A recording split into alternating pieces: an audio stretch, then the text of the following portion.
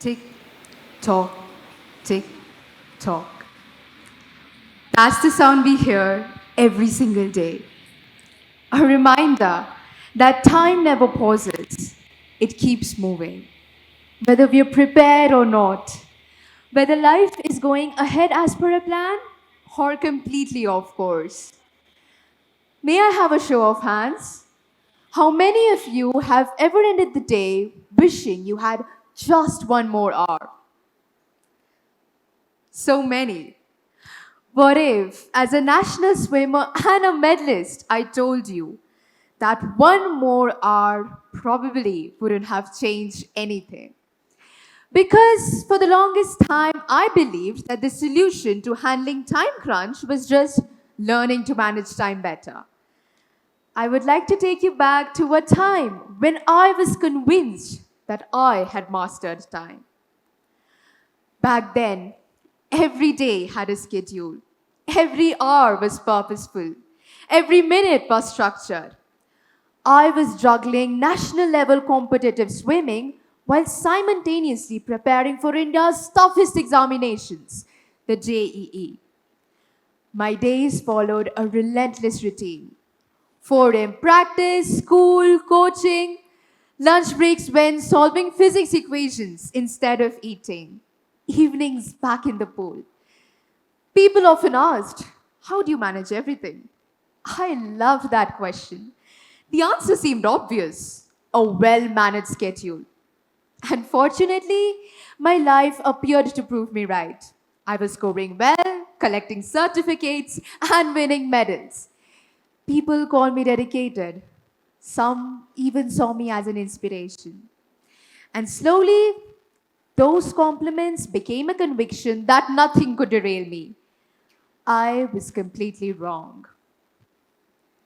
One ordinary afternoon, one fall, one fracture, and my carefully prepared timetable suddenly became meaningless.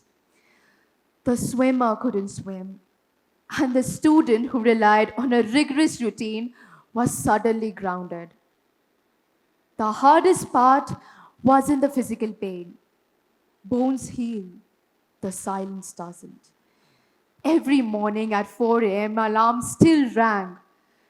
But instead of diving into the cold water, I just sat on my bed wondering, what am I supposed to do now? Then came something even harder. Watching my juniors train, watching life move on while mine fell paused. That's when I realized something unsettling. I had spent years learning how to manage time, but I had never learned how to respond to an interruption. Because pauses don't send a notification, they simply arrive. And the schedule you have worked so hard to build is no longer the challenge. You are. That became my aha moment. Time management isn't just about using every minute efficiently. It's about becoming the kind of person who can keep moving on even when life refuses to follow your schedule. Sooner or later, every one of us faces a moment that we never anticipated. It could be a failed exam, a rejection, a lost opportunity, or the loss of someone you loved. The situations are different, but they all ask us one thing: what do we do when life refuses to follow our timeline? For me, the fix was resilience.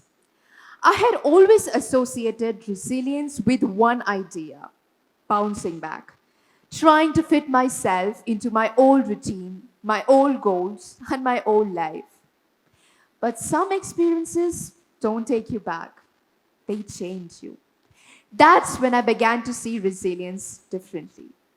Think of a tree during the storm. The strongest tree isn't the one that remains perfectly still. It's the one that remains flexible. It may lose a few leaves, it may even lose a branch, but its roots remain grounded.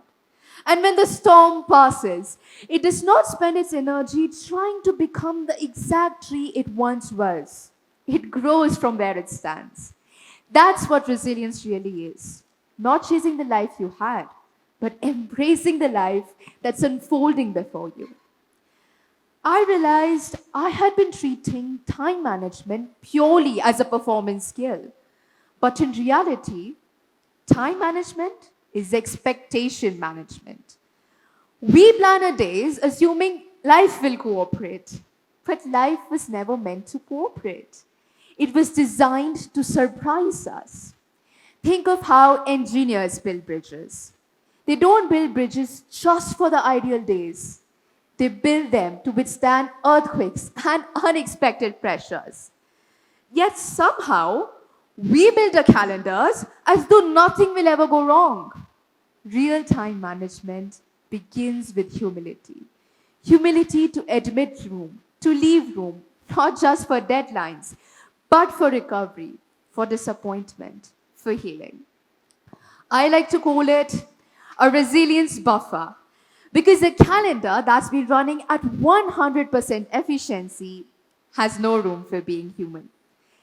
The best planners don't eliminate uncertainty, they prepare for it. That was the lesson my injury taught me. Recovery wasn't easy for me. Watching swimmers swim through the lanes that I once called my own, it hurt deeply. But slowly, I stopped asking, when can I become who I was? Instead, I started asking, what is this version of me trying to teach me?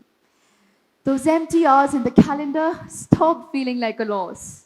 They became a gift, a space to think, to reflect, to discover that my identity had never been tied to an exam rank, a medal, or a stopwatch. Those were the things I did. They were never who I was. Today, it's 4 a.m. in the morning again. The pool tiles are still cold. The water still stings. On the surface, it looks like I'm right back from where I started. But everything within me has changed. I didn't step into this routine to reclaim my past. I stepped in because I chose to. I still believe in planning, discipline, and making every hour count. But now, I also leave room for glitches. Because personal growth isn't a flawless speed run. So today, if you feel like you're running short of time, time management with the buffer is the key. At the end of the day, the goal was never to control the clock. Perhaps the goal was to become the kind of person who can keep moving on, even through major plot twists. So the next time you hear tick, tock, tick, tock, don't feel the pressure of the mad rush. Stop measuring your life by achievements highlighted in someone else's stories. Instead, hear possibility. Because time isn't asking you to race, it's inviting you to find your own rhythm and set your own pace. Thank you.